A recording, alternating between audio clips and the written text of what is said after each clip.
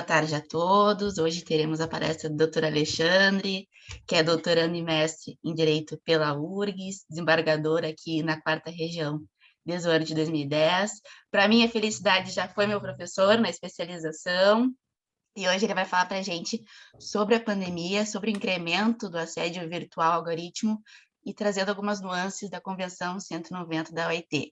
Professor Alexandre, muito obrigada por ter aceito o nosso convite. Desculpa pela incomodação ao longo desses dias. Imagina. Estávamos muito ansiosos pela sua participação. A palavra está com o senhor.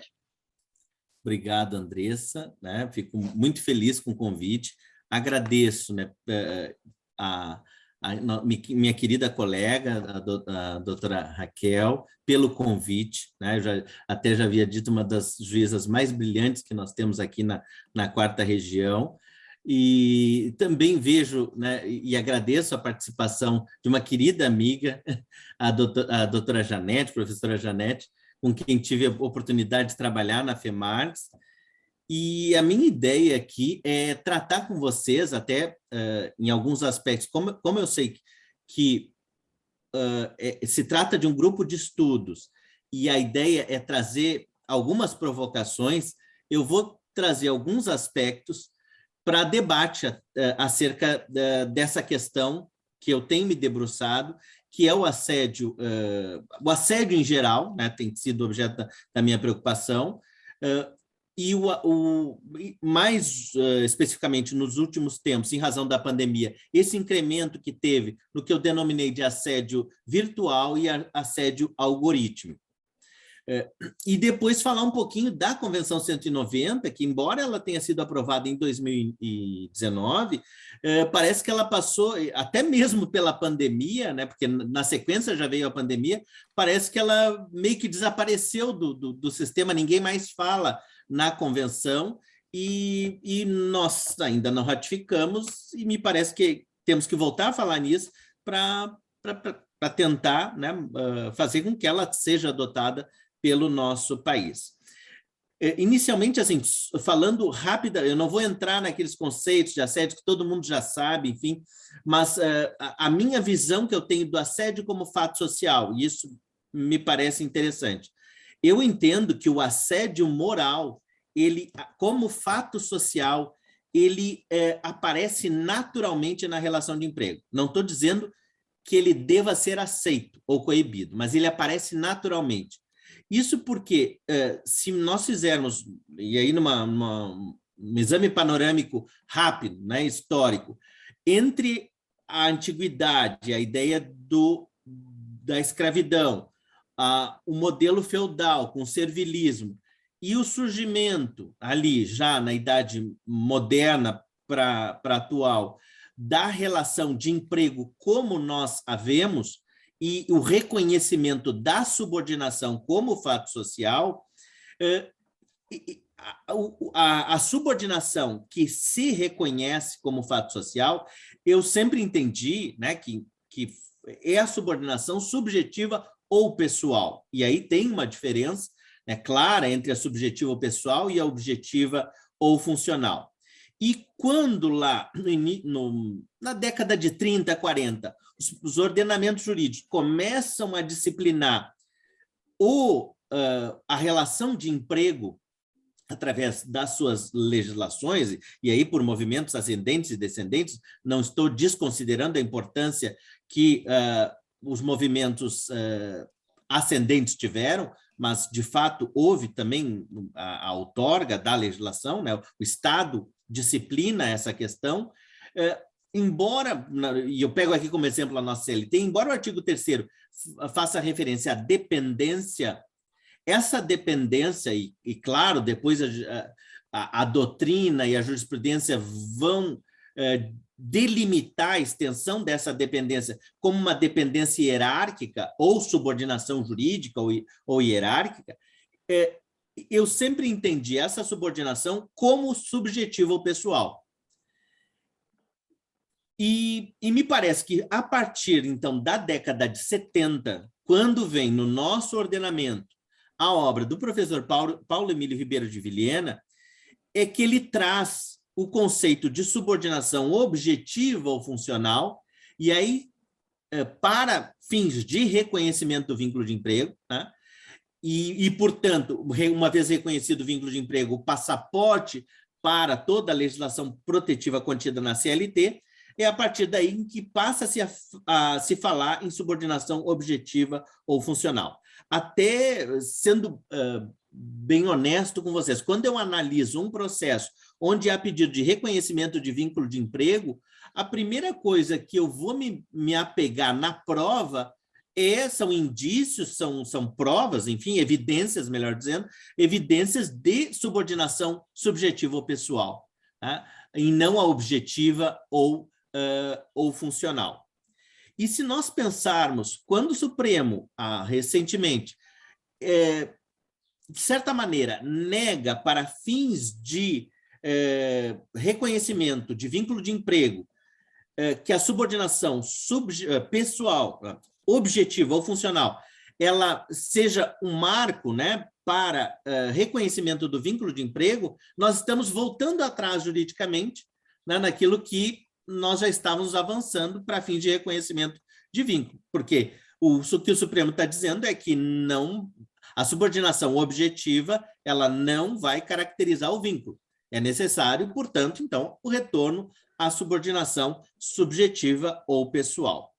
Bueno, então, por isso que eu digo que, como fato social e depois captado pelo legislador, já como fato jurídico, me parece que a subordinação subjetiva é a que vai dar origem ao assédio moral, e o assédio moral, tanto é verdade, me parece, que só a partir do final da década de 90 que se passa, pelo menos na área do direito, a se preocupar com assédio moral. A gente já encontra obras na década de 80, basicamente alguma coisa na década de 70, mas na década de 80, na área da psicodinâmica do trabalho, então envolvendo mais a psiquiatria, a gente...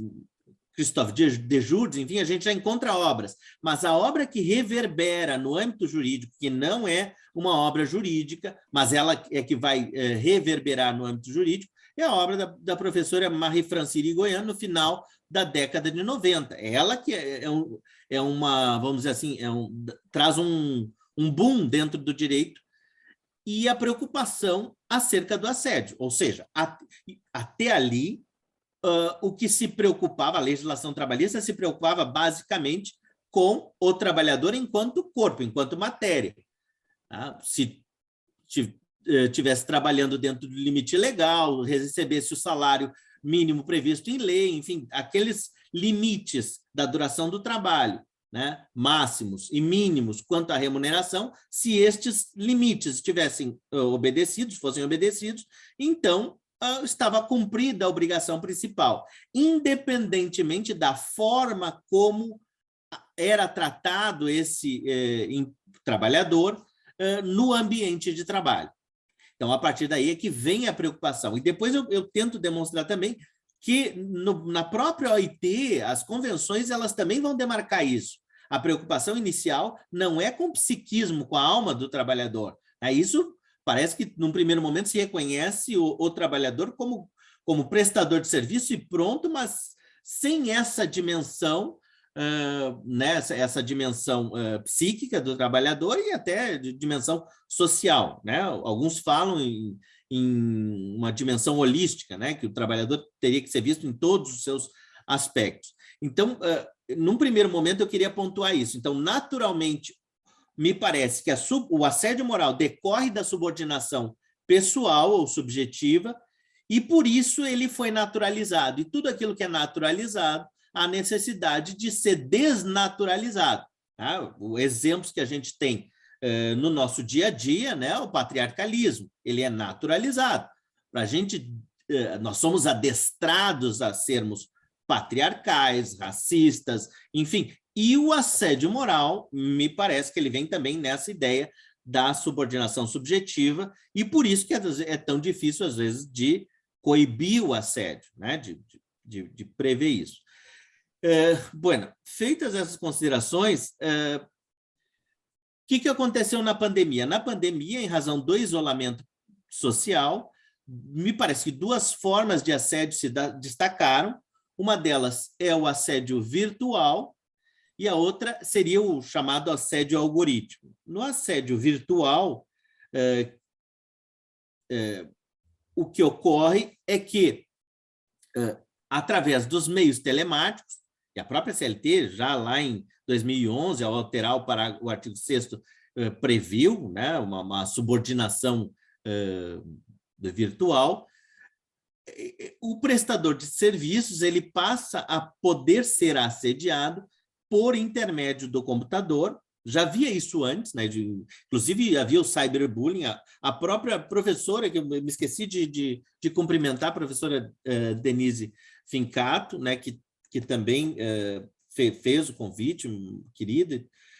Ela tem um artigo sobre o cyberbullying, me parece que o primeiro artigo no nosso ordenamento, e ela tem essa preocupação, sempre com coisas novas, a gente sempre vai atrás da pesquisa e a gente vê que um dos primeiros artigos é sempre da professora Denise Fincato. Ela já traz essa questão do cyberbullying.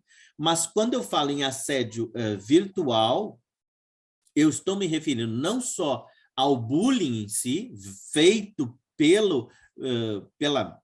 por intermédio telemático, mas eu me refiro ao extrapolamento das regras de ergonomia, ao extrapolamento das regras de duração do trabalho e as exigências que podem ser feitas pelo meio virtual. Já que muitos prestadores de serviços passaram a trabalhar em casa. Eu, pessoalmente, no ano passado, eu trabalhei muito mais do que normalmente eu trabalhava, porque eu não tinha tempo eu não soube fazer a divisão do tempo, né? Então, todo momento eu acessava o computador e acessava o PJE, enfim. Então, isso ocorreu, né? Nós podemos dizer que isso foi incrementado, e o assédio algorítmico, aqui não vou falar, todo mundo já conhece as discussões, né, sobre algoritmo, enfim, e me parece até que agora já estamos até superando a questão do vínculo, mas em relação às plataformas, né, o trabalho prestado por meio de plataformas, porque também houve um incremento da necessidade de transporte de mercadorias e passageiros, isso se incrementou nesse período, pelo menos de mercadorias, porque a maior parte das pessoas estava em casa, então começaram a acessar esses aplicativos. E aí, sem as limitações constitucionais, legais, da duração do trabalho, e sem até mesmo a observância das regras de ergonomia, nós vamos poder constatar aí também o que se passa a denominar de assédio algorítmico. Bueno, feitas essas considerações, eu sei que a convenção, ou o direito, melhor dizendo, o direito ele não tem por si só a capacidade de transformar, né? Mas ele é um indutor da transformação, né? Ele tem o potencial, porque a gente pode ter uma regra e não cumprir a regra, tá? Mas eu entendo que as regras elas têm esse potencial, em especial as regras da OIT. E a Convenção 190, eu entendo que ela tem um potencial emancipatório. Emancipatório em que sentido? No sentido de uma emancipação social, mas também no sentido de transformação. Tá? Quando eu falo em emancipação, eu tenho em mente também a ideia de ser uma convenção que ela é contramajoritária, tá? Do ponto de vista quantitativo, ela é contradogmática, do ponto de vista até mesmo hegemônico, e, portanto, ela é contra-hegemônica em vários aspectos.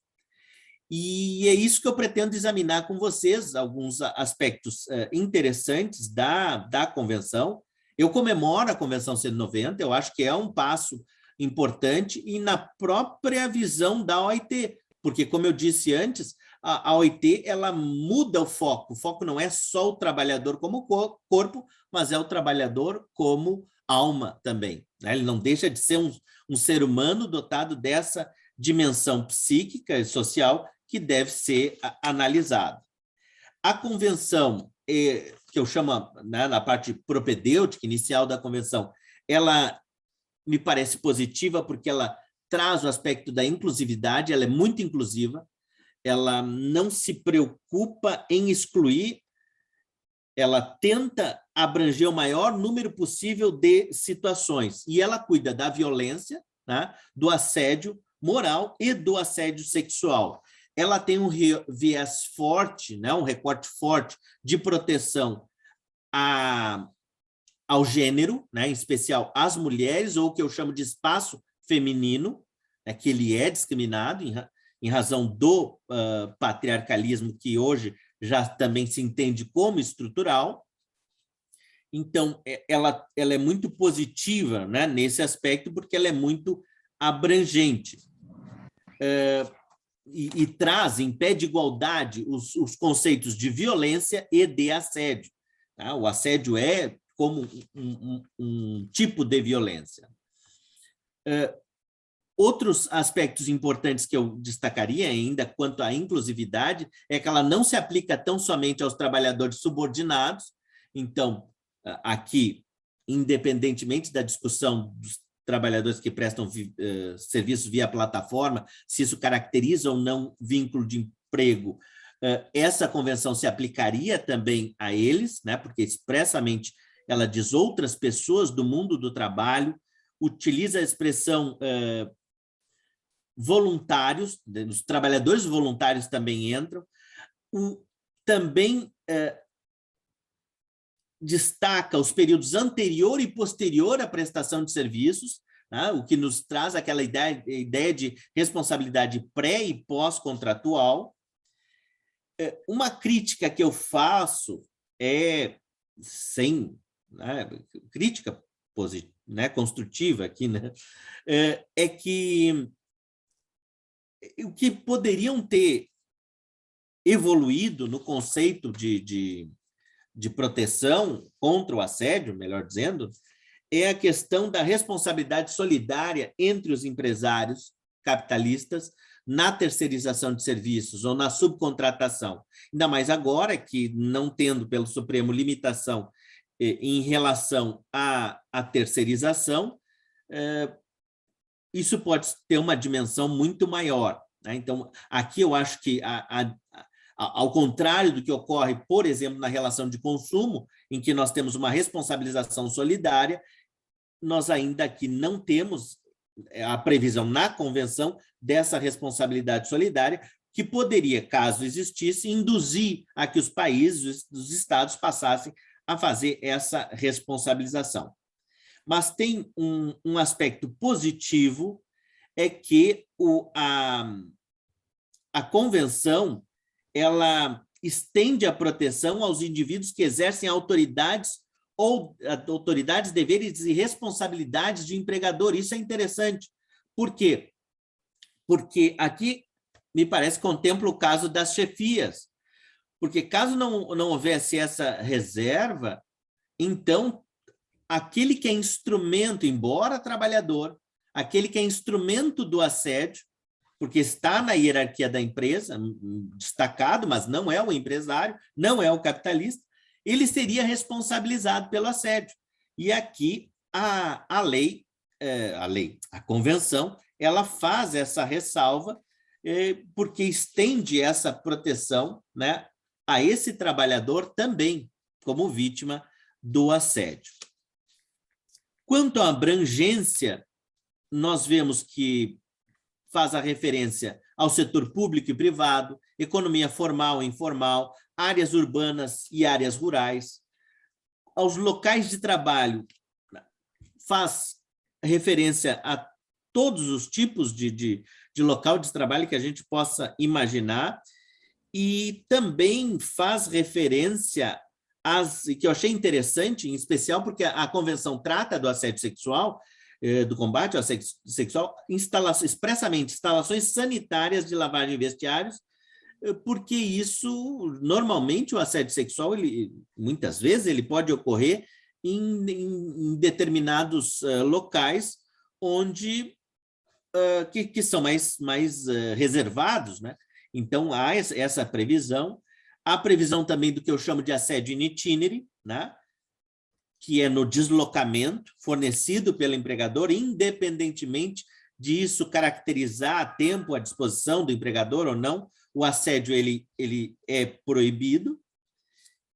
E também o assédio realizado, a lei diz assim, abrindo aspas, a convenção, por meio de comunicações relacionadas ao trabalho, incluindo aquelas possibilitadas pelas tecnologias da informação e comunicação. E aqui entra, né, a questão do assédio virtual e do assédio algorítmico, que, de certa maneira, nós já temos a previsão, né, no artigo 6º, em relação à previsão da subordinação virtual. Quanto aos princípios informadores, eu não quero usar todo o tempo, porque depois a ideia é debater um pouco com vocês, né? Quanto aos princípios informadores, a convenção ela traz vários princípios específicos, tá? E como a ideia de proibição de violência e assédio, a garantia de políticas relevantes que abordem a violência e o assédio, a adoção de uma estratégia abrangente para implementar medidas com o intuito de prevenir e combater a violência e o assédio, o estabelecimento ou fornecimento de mecanismos de inspeção e monitoramento, a garantia de acesso a recursos e a apoio às vítimas, previsão de sanções, o desenvolvimento de ferramentas, orientação, educação e formação, bem como o aumento da conscientização em formatos acessíveis. Isso aqui eu acho um dos aspectos mais importantes, né? E eu sou um daqueles partidários de que a cultura ela se modifica através de educação, não me parece que exista uma outra forma. A penalização não é a melhor forma, né?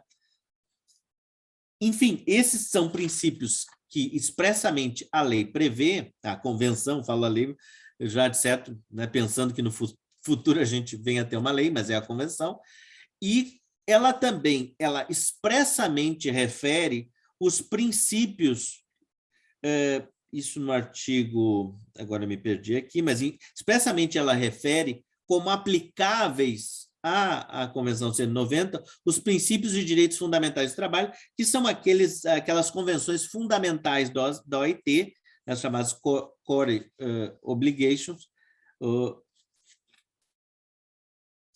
que são as convenções, né, 29, 87, a 98, a Convenção 100, enfim, aquelas que vêm, né,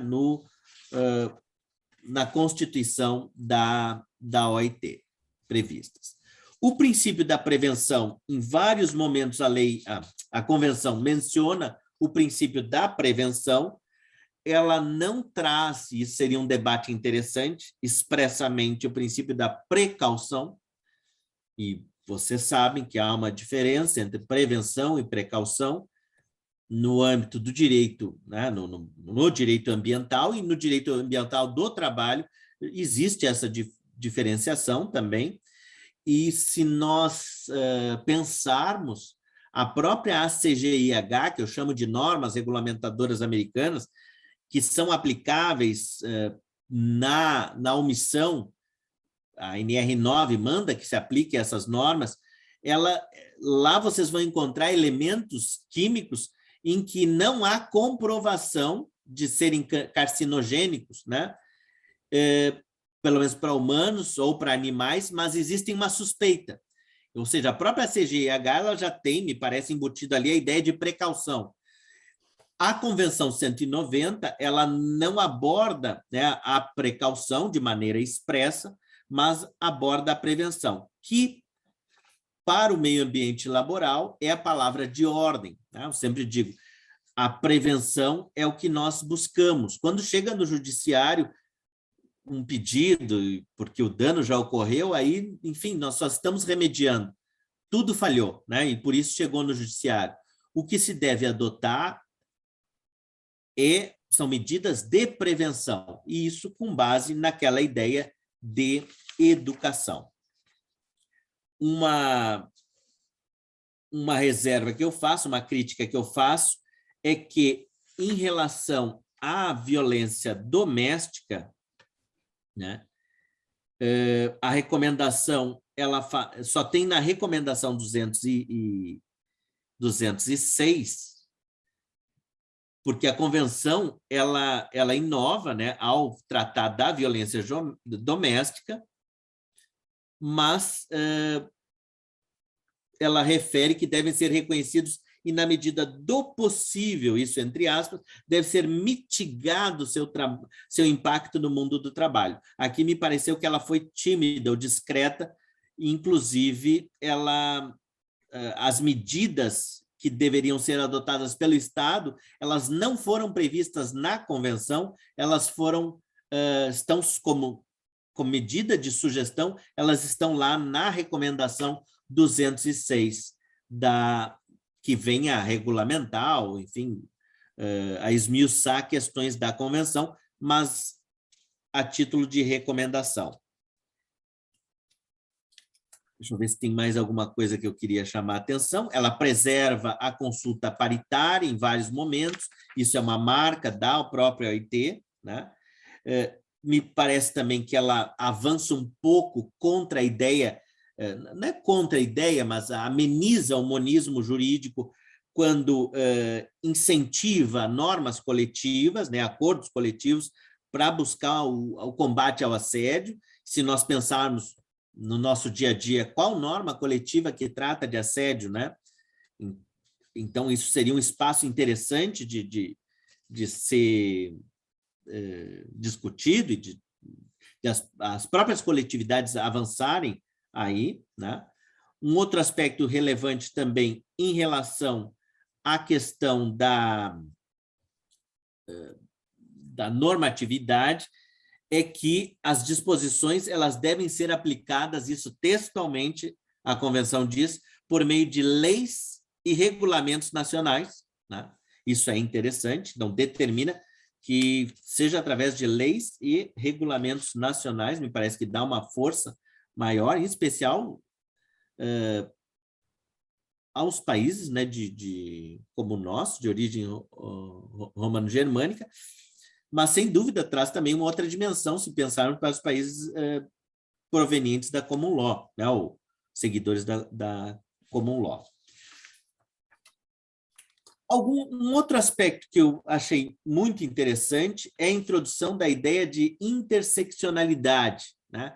E aqui me parece uma inovação muito boa da convenção, que é a possibilidade da sobreposição, né, de vários fatores de exclusão, discriminação, dominação, a que os seres humanos podem estar sujeitos ao mesmo tempo. E essa expressão ela foi desenvolvida, né, a teoria da interseccionalidade ela decorre de um movimento das feministas negras, e, sendo o termo, ele tem origem sociológica e foi desenvolvido por Kimberly Crenshaw. Na convenção, o assédio ele envolve todo o assédio que se destaca aqui a questão do gênero, porque ele envolve, né, a proibição a toda e qualquer espécie de assédio envolvendo o gênero. E aí, quanto ao gênero, hoje, pelo menos já se faz, tem muitas teses, né? Tem muita discussão sobre o gênero. Eu utilizo aqui 4 situações, né, de diferenciações relevantes em relação ao gênero. A primeira, né, o sexo biológico, que é o mais evidente, né, baseado na biologia, os cromossomos, enfim, as características sexuais primárias e secundárias. O gênero, né, que hoje já se entende como uma construção social relativa a essa diversidade biológica.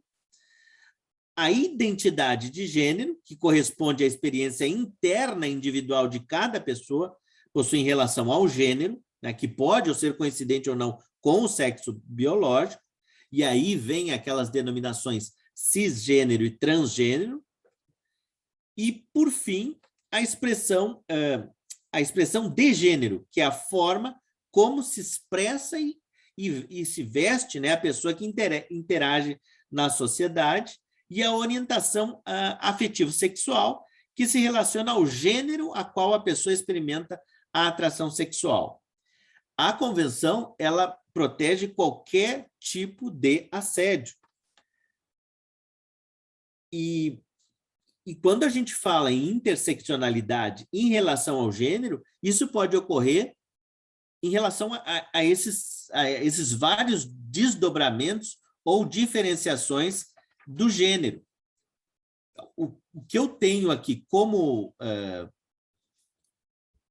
fator de assédio, por exemplo, no sexo biológico, a gente tem o status dominante, que é o homem, né? Pelo amor de Deus, eu estou dizendo o que é, não o que deveria ser, senão vou dizer que vou ser processado. Mas é a realidade. Nós vivemos numa sociedade que ela é patriarcal, né? Espero que as mulheres aqui me defendam nesse aspecto, porque me parece que é verdade. Nós não temos plena igualdade entre homens e mulheres. E no mundo do trabalho isso também não existe.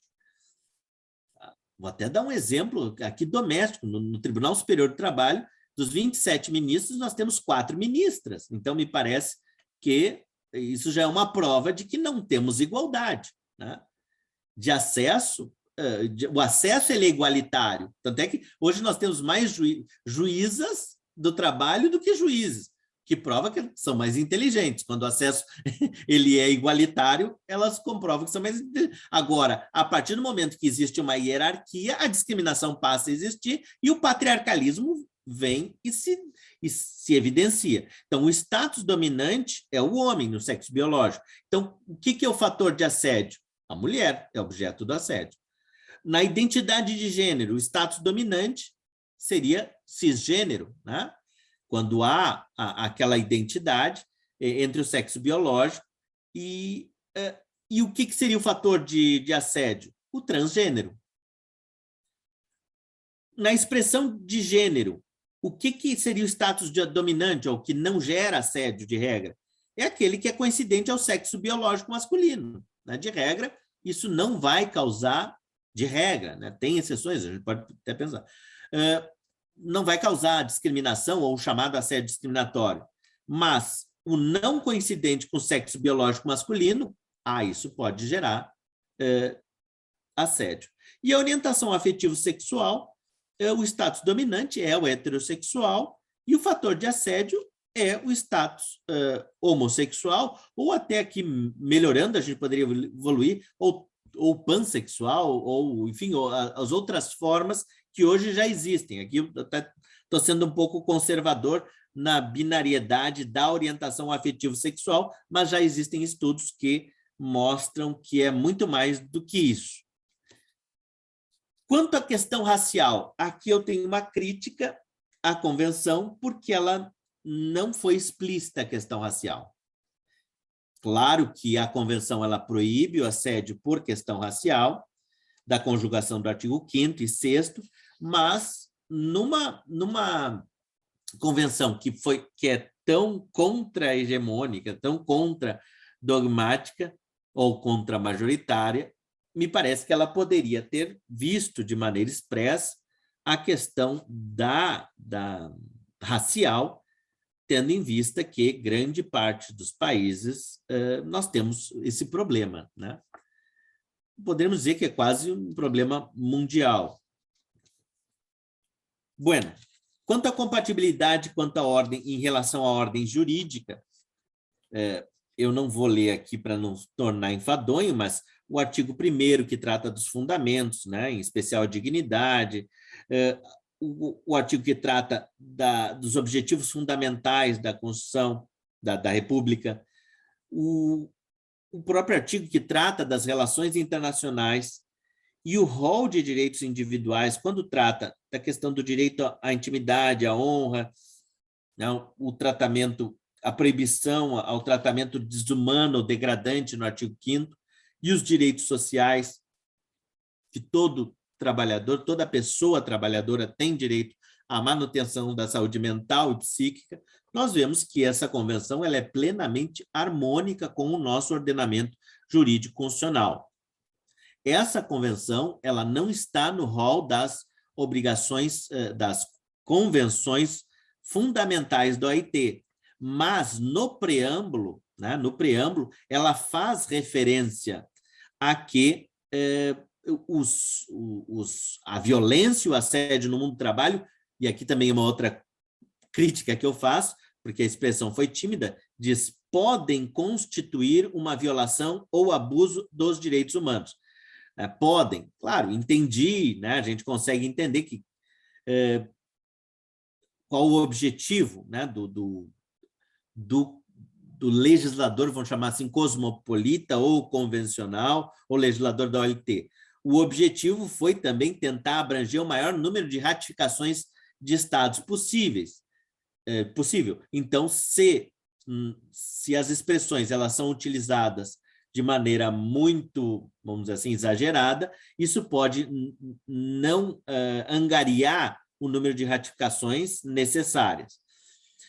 Mas eu entendo que esse tratado, ele é um tratado, uma convenção, melhor dizendo, internacional, né, de direitos humanos.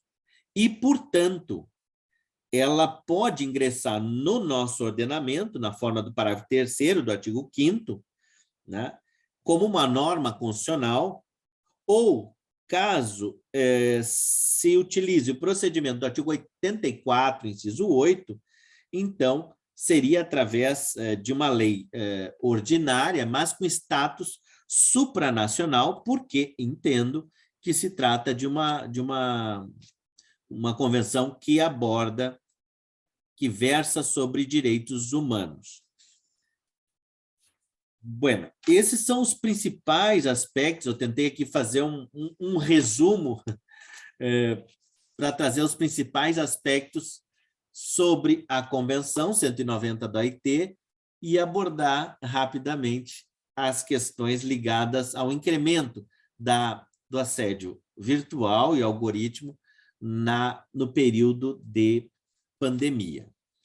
E agora eu me coloco à disposição, já vejo aqui a minha queridíssima professora Denise, e me coloco à disposição para o debate, porque a ideia não é só eu vir aqui, e a ideia é a contraposição de ideias, é aí que a gente cresce. Querido professor Alexandre, desembargador Alexandre, amigo Alexandre, bem-vindo.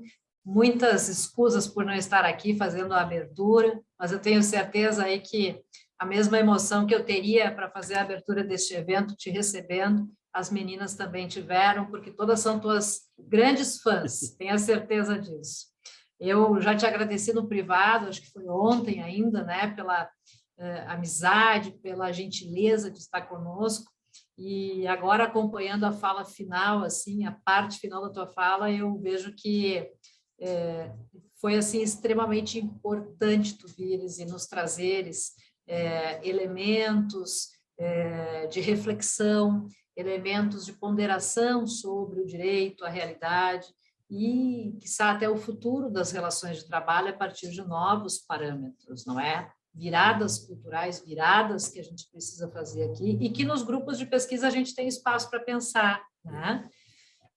Eu vejo a doutora Janete Deste aí também, sempre assídua nas nossas reuniões, e eu tenho certeza que ela concorda comigo que este é um dos eventos de extrema qualidade que a gente tem, e não poderia deixar de ser, né? O desembargador Alexandre Cruz, meu conhecido desde o século passado, acho, né, Alexandre? Exato. Mas, enfim, isso a gente não conta. Mas o Alexandre é um estudioso e sempre se dedicou a essa interface dos direitos humanos nas relações de trabalho, né? Que não é bem uma interface, na verdade é um locus, né? As coisas ali se acomodam, é ali que a gente tem que raciocinar as relações de trabalho. E eu não vou ocupar muito espaço, porque eu vi gente se inscrevendo aqui já para fazer perguntas e etc. Está todo mundo assim querendo aproveitar muito a tua presença. Então, eu só queria efetivamente pedir desculpas. Dizem que estamos numa fase de Mercúrio retrógrado agora, que tudo vai quebrando, assim, estragando em termos de tecnologia. Então, quer dizer, ok, vou acreditar mais essa. Já tive algumas em casa, máquina de lavar, não sei o que, enfim. Mas o Mercúrio me atrapalhou para começar aqui e estar com vocês, mas consegui chegar, tive que vir até o escritório para poder acessar, e não poderia deixar de te deixar esse grande abraço, tá? É muita felicidade, realmente, ter a tua presença aqui no nosso grupo, o registro disso, porque estamos gravando, vira material didático, né, a tua apresentação. Inclusive, tu pode, se quiseres, compartilhar entre os pares do TRT, sem nenhum problema, e dizer que estamos com saudades, assim, dessa presencialidade, da possibilidade de estarmos efetivamente juntos e próximos. Muito obrigada mais uma vez, viu, Alexandre? Muito obrigada. Eu que agradeço. Fico muito feliz pelo convite, sabe que a professora Denise é uma grande amiga, né, de já há muito tempo, né, de projetos, né?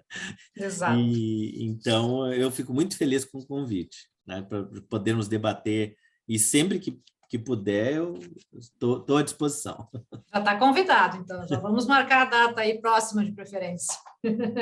Querido, eu vou devolver, então, a condução, acho que foi a Andressa quem começou, foi isso?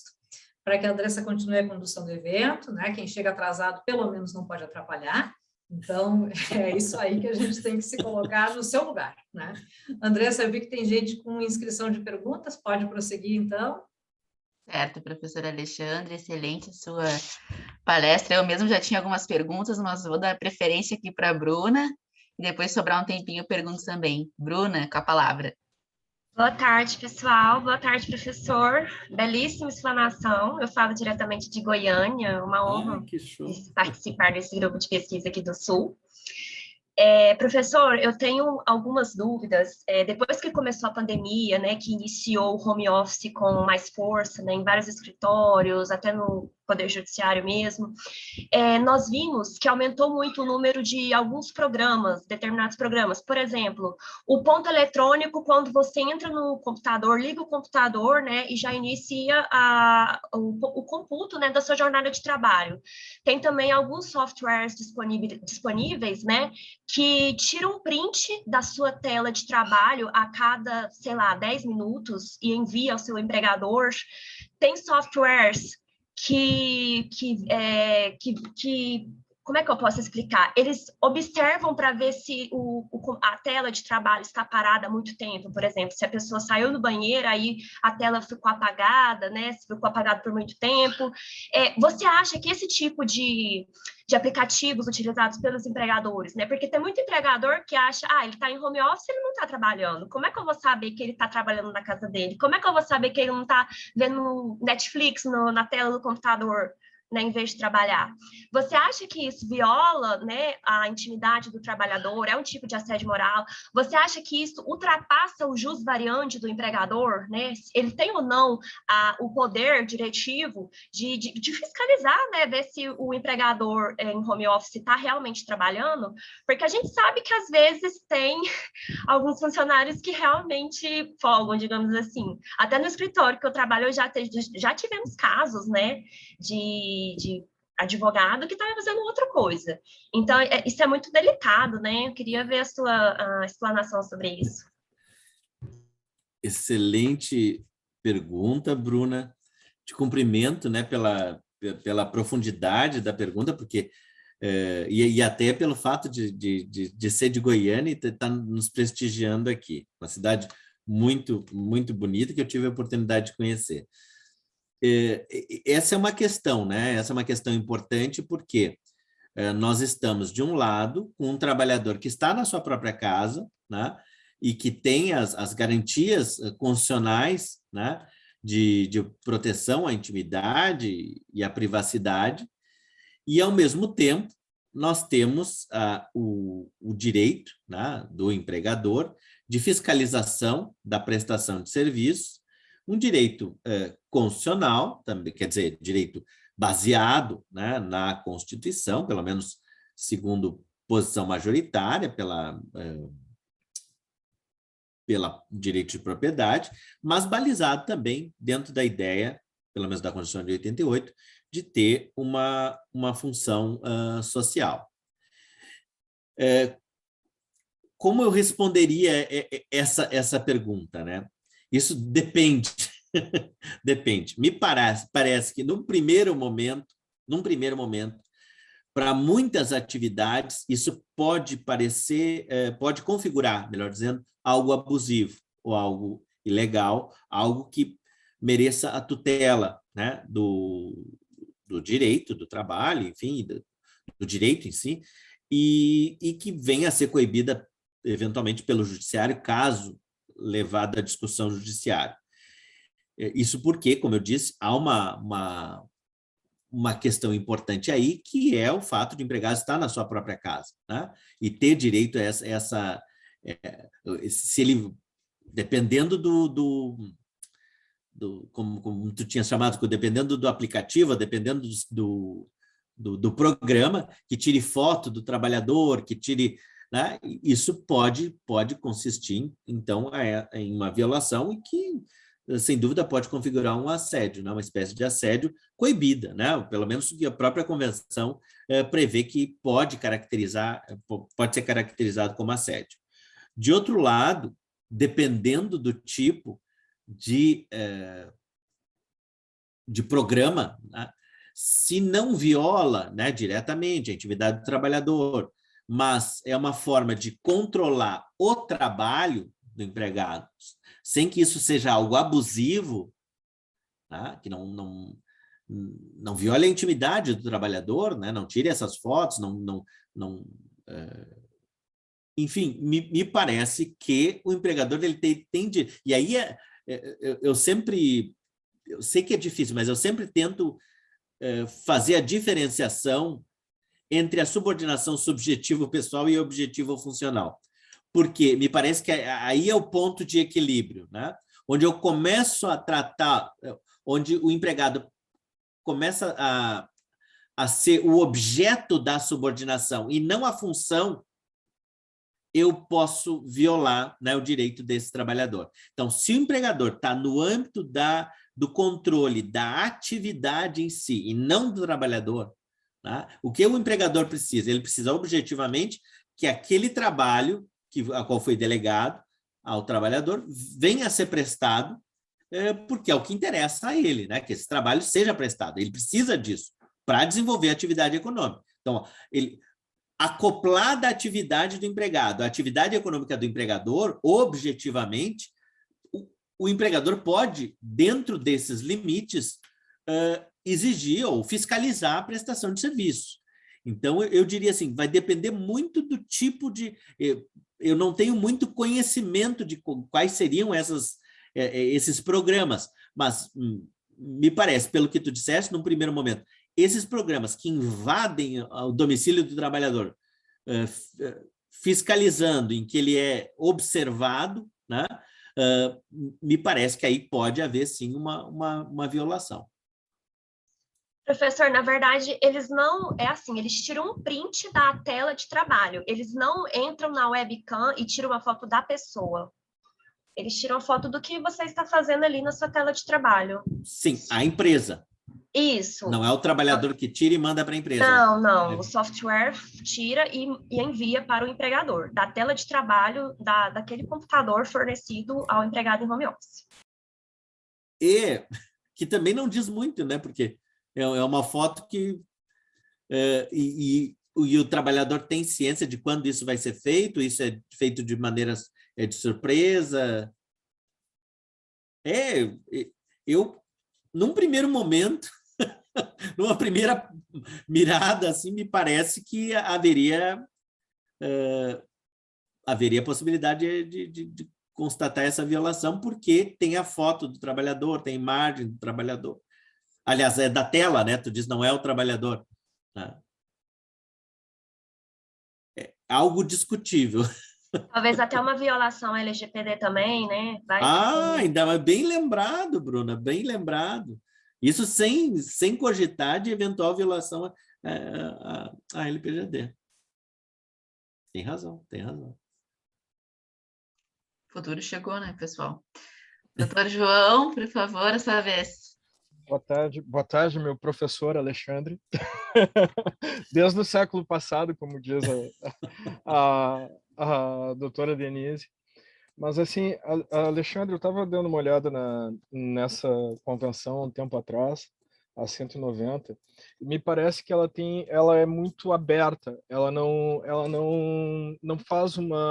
tem uma concretude, né? Ela abre espaços para discussão. Sim. Não, tem duas coisas que me chamaram a atenção. Por exemplo, quando o assédio é estrutural, quando a própria corporação ela trabalha em cima de assédio para cumprimento de metas, assédio para desenvolvimento de trabalhos, né? E a gente sabe que assédio é uma relação de controle, independente do meio em que ele se dê. Essa é uma das questões, né? Como é que se combateria quando a estrutura organizacional da empresa ela ela é montada em cima de assédio.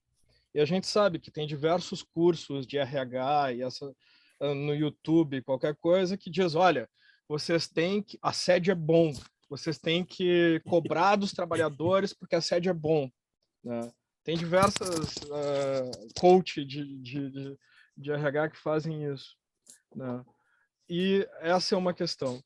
E a segunda questão é que no trabalho por algoritmo, né, que também que existe, e isso eu conversei com o Sandro esses dias, né, o que existe hoje pelo trabalho com algoritmo é uma gamificação de uma relação de trabalho. É aquela coisa, eu te dou um bônus e tu trabalha mais, ou tu tem um ônus, né? Como funciona o algoritmo nas redes sociais, por exemplo, que também eu não vi e gostaria de saber contigo se essa convenção 190 ela também prevê esse assédio, né, que é uma forma de assédio, essa gamificação, né, que o camarada trabalha pela cenourinha, e a gente sabe que trabalho, emprego, a gente não trabalha só pelo dinheiro, a gente trabalha por outras recompensas, né? Como é que a internalização dessa Convenção 190 da OIT no Brasil, ela poderia combater esse assédio estrutural e essa gamificação, esse assédio algoritmo, né? Porque isso não tem uma... Eu realmente fiquei com essas duas dúvidas quando eu li. E aproveitei hoje, que eu sou ouvinte assíduo aqui do grupo de pesquisa, para questionar isso. João, excelente também as tuas perguntas. Olha, eu vejo que o grupo de estudos vale a pena, porque são coisas que fazem a gente repensar. Muito bom. Vamos tentar ver junto. A primeira questão que tu falaste é a questão do... porque tu disseste assim, a convenção ela é muito ampla, né? Porque esse foi o objetivo inicial, ser o mais abrangente possível e não excluir situações. Mas, de outro lado, e aí eu concordo contigo, ela vai ter como característica o fato de não traçar especificamente todas as condutas, ela deixa de uma maneira genérica, até como forma de os demais estados também aderirem porque isso era uma preocupação, eu fui, né, na discussão da própria conferência, e isso veio como uma das preocupações. Se ela fosse muito específica, poderiam muitos estados não ratificá-la, porque ela, né, nós temos... imagina a quantidade de países e diversidade de culturas que nós temos. Então, a ideia é essa. E eu não consegui achar, eu ia tentar te convencer, João, que tem um artigo, que agora eu me perdi, e é sempre assim, por óbvio, quando terminar eu vou achar, mas que a convenção ela avança na questão dos direitos humanos, em que ela se preocupa, ela é mais materialista, porque ela se preocupa com a realização do direito. Então, ela não se preocupa em estabelecer direito a ter direito. E isso é uma das coisas que eu chamo muito a atenção da convenção. Ela já...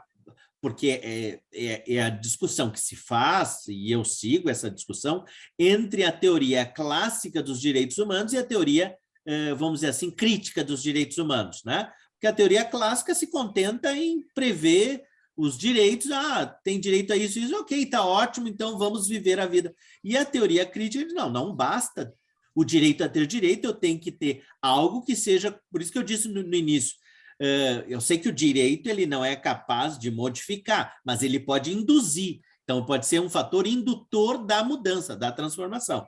E tem essa expressão, então isso eu já achei positivo, pelo menos do ponto de vista jurídico, né? Algo que a preocupação é em tentar modificar, mas, de fato, ela não traz especificamente nem a previsão do assédio algoritmo, nem a do assédio virtual, só tem aquela expressão que eu li para vocês do artigo... Enfim, que aquele momento eu fiz a referência ali, que eu acho que é do artigo 6º, né, que por meio de comunicações relacionadas ao trabalho, incluindo aquelas possibilitadas pelas tecnologias da informação e comunicação. É o que tem, né?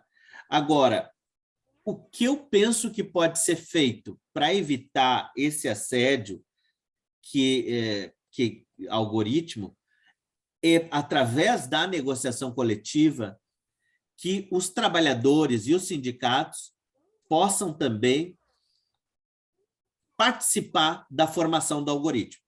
Eu sei que isso é muito subversivo, né? Mas é o que eu defendo, que eles tenham condições. Claro, num primeiro momento, o Estado deveria se preocupar com isso, através dos órgãos de fiscalização, e a Convenção é expressa sobre isso, quando ela fala em que o Estado deve também combater, ou se preocupar com a educação, e faz referência à Convenção à consulta prévia em relação à ideia de ser tripartite, né? de representação paritária, melhor dizendo. Então, eu penso que isso deveria, e se eu não me engano, até na Espanha, no início desse ano, eu tinha uma notícia, os sindicatos começaram a se preocupar com a questão do algoritmo. É a possibilidade de introduzir, eu chamo, né, de algoritmo da riqueza humana, que seria nós estabelecermos critérios, porque vamos parar para pensar assim, o algoritmo ele não existe da natureza, alguém inventou, né? O critério que vai ser colocado lá no programa foi feito por um ser humano. E por que eu busco só o lucro? Por que eu não posso incluir ali critérios de equilíbrio entre uma questão de plataforma, um valor razoável para o consumidor pagar pelo serviço, estabelecer todos os limites de duração do trabalho e máximos, né, e mínimo, e de intervalos, enfim, e os limites mínimos quanto à remuneração do trabalhador e uma retribuição razoável também para quem explora o serviço, né? Por que eu não posso ter um equilíbrio em relação a isso? Por que eu tenho que ter a exploração?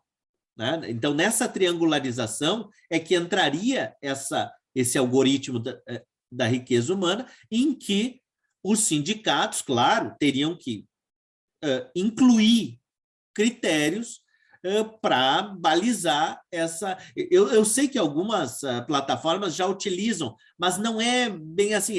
Sempre as alterações que vêm, elas estão muito mais preocupadas com as repercussões, né, em juízo depois, do que propriamente com a saúde psicofísica do trabalhador. Então, por isso que eu digo que quem tem que representar os trabalhadores teria que ser os sindicatos, né?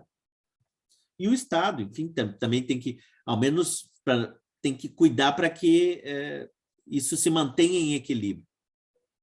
O João mudou. Não sei se... Assim, eu trabalho com um sindicato de uma categoria profissional que é, na maioria, mulheres, né?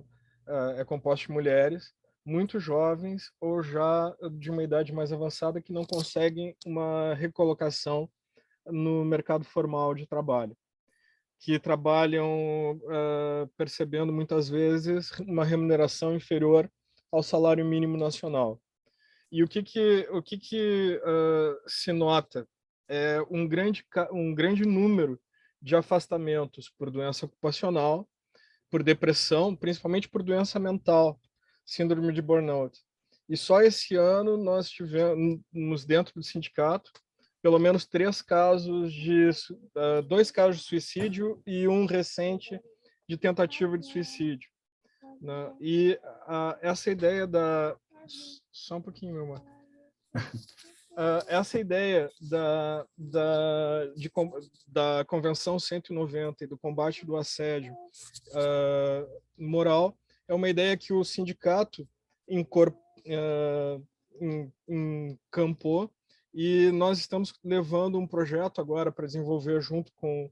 Inclusive, eu queria falar com a doutora Denise uma outra hora, e com o Ministério Público, para levar a atuação do sindicato para dentro das empresas, numa forma de conscientização do que é o assédio, né? Porque isso que eu te falei, que eu não vi uma previsão dentro da Convenção 190, é como combater a estrutura, que, no caso mais conhecido de estrutura de assédio, né, é aquele da France Telecom, né, que virou filme, livro e tudo, mas essa estrutura organizacional com base no assédio, com base no cumprimento de metas, exigência de metas. E a única forma que o sindicato vê para isso é levar essa discussão que hoje se trava na academia, se trava no Ministério Público, se trava até mesmo no judiciário, porque é quando a coisa já estourou, né, para dentro das empresas como forma de prevenção, né? A estrutura é que nem o Silvio Almeida falando do racismo, né, e do racismo estrutural, né? Não é a instituição que é racista, né? Não é a instituição que é assediadora, mas é a estrutura que se forma a partir dentro daquela instituição, que os gerentes, os gestores, são meros repetidores daquilo, né? Então, é isso que eu não enxerguei. E essa questão da gamificação e o trabalho por algoritmo, né, é uma repetição, é uma estrutura de cobrança, né, que o empregador hoje tem todos os meios de controle, né, ele sabe exatamente... acho que ontem a doutora Denise falou em uma palestra no EJUD, das formas de controle de ponto, né, que hoje tu pega o telefone, com a tua digital tu já está trabalhando, e o teu empregador sabe exatamente onde é que tu está por causa do GPS do telefone, né?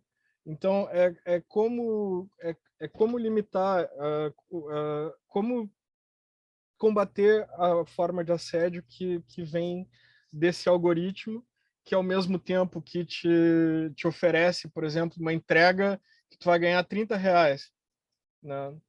E tu recusa, aí ele te oferece uma que tu vai ganhar R$50, né?